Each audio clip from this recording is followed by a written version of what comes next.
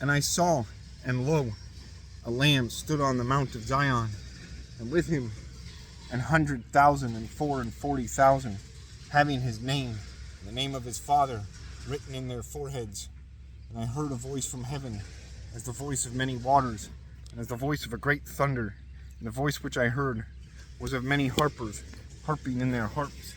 And they sung as a new song before the seat of God, and before the four beasts and the elder men. And no man might say the song, but those 144,000 and 40,000, that he be brought from the earth. These it be that be not defiled with women, for they be virgins. These pursue the Lamb whithersoever he shall go. These be bought of all men, the first fruits to God and to the Lamb.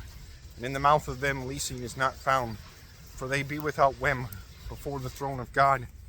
And I saw another angel flying by the middle of heaven, having an everlasting gospel, that he should preach to men sitting on the earth, and on each folk and lineage and language and people, and said with a great voice, Dread ye the Lord, and give ye to him honor, for the hour of his doom cometh, and worship ye him that made heaven and earth, the sea, and all things that be in them, and the wells of waters.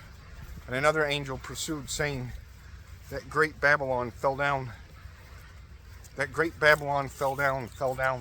which gave drink to all folks of the wine of wrath of her fornication. And a third angel pursued them, and said with a great voice, If any man worship the beast and the image of it, and taketh the character in his forehead, either in his hand, this shall drink of the wine of God's wrath, that is mingled with clear wine, and the cup of his wrath, and shall be tormented with fire and brimstone, in the sight of holy angels, and before the sight of the Lamb. And the smoke of their torments shall ascend or go up into the worlds of worlds. Neither they have rest day and night, which worship the beast and his image. And if any take the character of his name, here is the patience of saints, which keep the commandments of God and the faith of Jesus. And I heard a voice from heaven saying to me, Write thou, Blessed be dead men that die in the Lord. From henceforth now the Spirit saith, that they rest of their travails, for the works of them pursue them. And I saw, and lo, a white cloud, and above the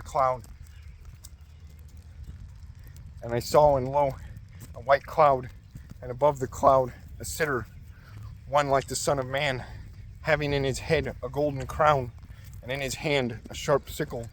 And another voice, and another angel went out of the temple, and cried with great voice to him that sat on the cloud, Send thy sickle and reap, for the hour cometh that it be reaped. For the corn of the earth is ripe. And he that sat on the cloud sent his sickle into the earth, and reaped the earth. And another angel went out of the temple that is in heaven, and he also had a sharp sickle.